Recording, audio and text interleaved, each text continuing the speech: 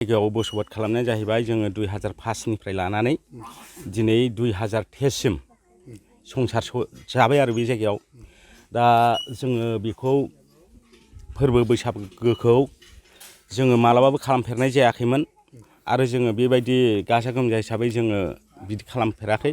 नै दिनै मिडिया प्रेसनि गेजेरजों जोङो जेन जोंनि जेनाखि बेहाय सोलिनाय बे सोलिनायखौ माने मोजाङै मोजां दिन्थिफुंलांनाय आरो जों उन जेनेरेसनफोरखौ फोसाबलांनायनि थाखाय जों बेखौ खालामनाय जादों।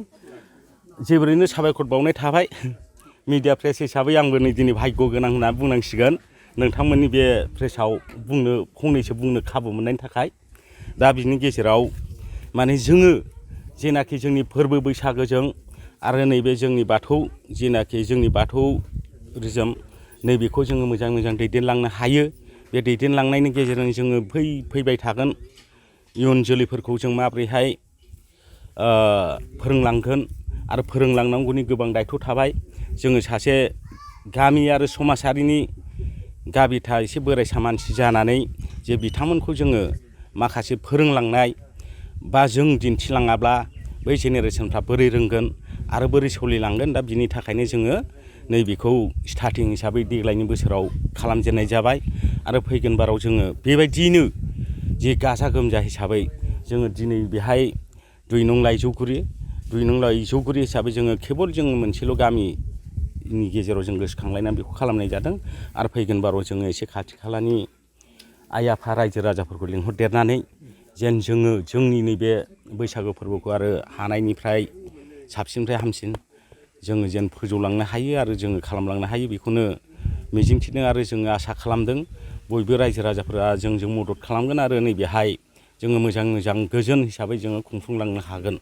बेखौ देग्लाय नोंथांमोनहा नोंथांमोननि गामिनि रायजो राजा जथायै बैसागुखौ माबायदि पालन खालामगोन, माबायदि रंजागोन? जोङो बैसागोखौ ओरैबायदि सानदोङो माने जों जेनाखि जोङो बोसोर गोदान होननानै जोंहा बैसागोखौ फालिनाय जायो माखासे प्राकृतिकखौ लानानै बे प्राकृतिकनि गेजेरजों जोङो नै दिनै मोनसे मा होनो बेखौ थुलुंगाखांनाय जे बोथोरजों खाब जानानै मोनसे बोसोर गोदान हिसाबै बैसागोखौनो जोङो गोदान बोसोर होननानै फालिनाय जायो। दा बाहाय जेरैबायदि बोसोर गोदानखौ जोङो फालिदोंब्ला बोसोर गोदान हिसाबै जे जोंबो गाननाय जोमनाय गोदान गाननानै जि जोङो लोङा जाया हिसाबैब्लाबो जोङो नैबे फोरबो बैसागोखौ जोङो सानब्रैनि हाबाफारि लानाय जादों।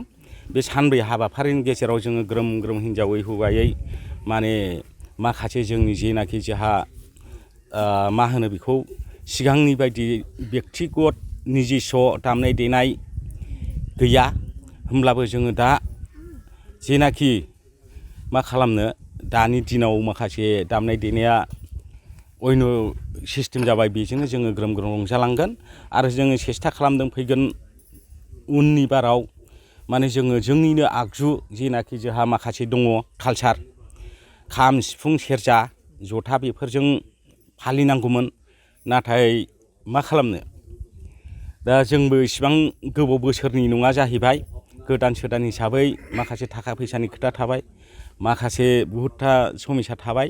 दा बेबायदि हिसाबै जोङो आगजुफोरखौ आरजिनो हायाखै जों बेखौ लासै लासैनो आरजिलांगोन।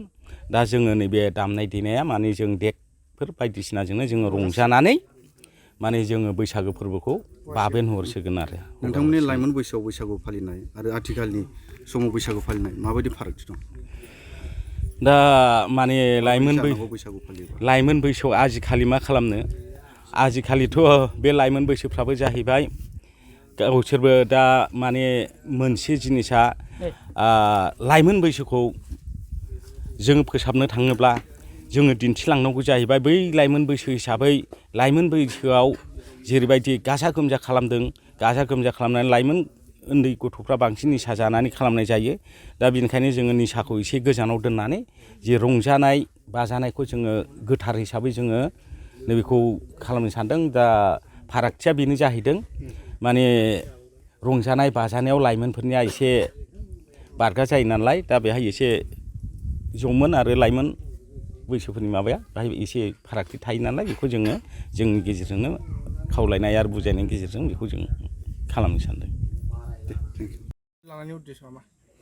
उद्देस्यआथ' बिदिनो जोङो बैसागुखौ मोजाङै सोलिलांनो हागोनखौ जों टारगेट लानानै जोङो बे बैसागु माबाखौनो टारगेट लानानै ओंखारदों आरोना बैसागु रंजाथाइ हिसाबै रंजानानै जोङो मोजां बारहोहरनो बोसोराव खनसेल' हिसाबै जों बेखौ टारगेट लादों।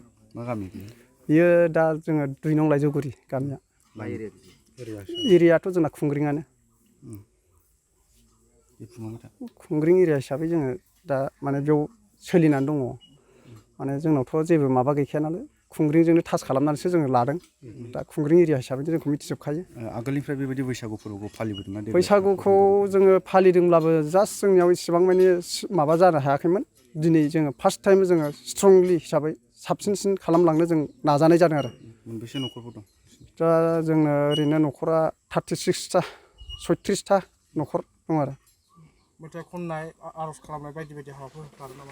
औ जोङो दा ओरैनो बाथौ मन्दिराव हाबनानै बैसाग निउ इयार हिसाबै जोङो आर'ज मेथाइ लादों। ओमफ्राय बिदिनो बैसाग निउ इयार हिसाबै जोङो गिदिरखौ मान होनाय, उन्दैखौ सनमान होनाय नैबेबायदि मोनसे। ओमफ्राय दा हारिमु हिसाबै जोङो जोंनि कालसारखौ दिन्थिनो एसे जोङो सिस्टेमखौ खालामदों आरो। मोसागोन जाहैबाय एसे। मा दामग्रा आइजेंफोरखौ लानानै? दामग्राफ्राथ' बर्थमान जोंनियावथ' जेबो आखाइजों बानायनाय आगजु गैया। ओरैनो जोङो सिम्पोल हिसाबै बै माबाजोंनो मेथाइफोरजोंनो बक्सजों दामनानै जों मोसायो आरो। मा आसा खालामदों? माबायदि जागोन बैसागुआ नोंसिनि गामिनि रंजानाया? बैसागुखौथ' जोङो ओरैनोबाबो जों मोजांनो बारहोबाय थाबोखादों सिगांनिफ्रायनो। दिनै आरो जोङो एसे साबसिन खालामलांनो हागोनखौ जोङो मिजिंथिनाय दं। जों माखासे बुस्थुखौ नुदों जे नोंथांमोननि जिथु गामिनि हालोद लामा बायदि लाइनाथ' दंसै। नोंथांमोना मा सुबिदाफोर गैया बे गामियाव? दाथ' जोंनियाव माने जास्ट हिसाबै जोङो बुंनानै लानांगोन जे जोंनाव डेभेलपमेन्ट गैया। माने आन्डार BCDC जोङो BCDC गैजायि। खुंग्रिं आन्डाराव दंब्लाबो जोंनाव बै BCDC जोंहा इसिबां मानि माबा गैया आरोना। सरखारनि अनसुंथाइ जोंहा इसिबां मानि सुबिदा गैया। दा बेजों लामाखौ जों बानायदों, खिन्थु जोंनि निजे जोङो गामिनि थाखा फैसा खांलायनायनि गेजेरजों जों खामानिखौ मावना लादों। दा जोंनाव सरखारनि एसेबाबो हाबबाय माखासे बबेबा साइडजों माबायानो फ्रायानो जानानै फैदों, खिन्थु माखासेया जानानै फैथ'वाखै। दा जों बेखौ मोनलांबाय थागोन खोमा होननाया जोंहा एसे साननाय दं आरो। आथिखालनि लाइमोनफ्रा जौ जुवाजों गोदोफबनानै माखासे गावनि जिउखौ बरबाद खालामनानै लायो। दा बैसागुआव लाइमोनफोरखौ थिग मथनै रंजानो थाखाय नोंथाङा मा खावलायहरो? दा बेनोथ' जोङो नुदों जे दानि लाइमोन गथ'फ्रा माखासे बिदिनो जौ जुवा बा माखासे माबा माबि बिदिनो ड्राग्स निसा बुस्थुजों गफबनानै दङ। दा बे हिसाबैनो जोङो माने गोसोआव जोङो सानखांनाय फैदों जे एसे जों गाहेला हिसाबै एसे देरसिन बैसोआव फैनाय हिसाबै माने जाहाथे दानि लाइमोन गथ'फोरखौ जोङो एसे साबसिनाव फोसाबलांनो, बे हिसाबैनो जोङो माने बैसागु फोरबोखौ एसे साबसिनाव खुंलांनो जों बेखौ टारगेट लादों आरोखि। जाहाथे जोंनि बे दानि गथ' लाइमोनफोरा बै जौ जुवा बा माबा मोनसे ड्राग्सनि गेजेरनिफ्राय जोङो बोखांबोनो हानाय बा बिसोरखौ बारग'होनो हानाय नैबेबायदि केपासिटिनि थाखायनो जोङो गामियाव जोङो मोनफा गामियावनो जोंनियावल' नङा जों नुबोदों आरो जों बेखौ लानानै जोङो खालामलांनो नागिरदों जे जाहाथे गथ'फ्रा मोजाङाव फैजोबो। ओंखायनो जों गामिनिखौ जों दा स्ट्रंआव लानानै जोङो दा बे फोरबोखौ खुंबाय थानाय जायो आरो। इसोर फोथायनायाव दानि आथिखालनि लाइमोनफोरखौ गोसो जवा नुबाय थादों।